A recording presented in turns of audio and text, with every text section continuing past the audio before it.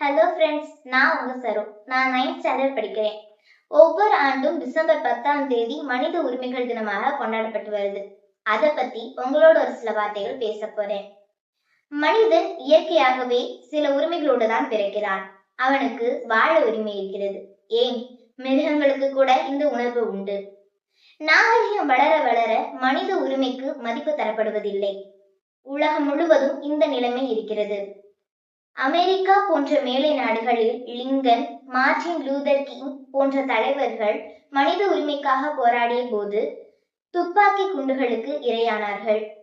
இந்தியாவில் மனித உரிமைக்கான சட்டங்கள் இருந்தாலும் நடைமுறையில் அவற்றை அமல்படுத்தும் போது மனித உரிமை மீறல் நடக்கிறது.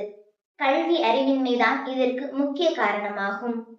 வறுமையின் பிடியில் உள்ளவர்கள் தங்கள் வாழ்நாள் முழுவதும் உரிமைகளை பெற முடியாமலே போய்விடுகிறது. உரிமைகளில் 2 முக்கியமான உரிமைகள் உண்டு.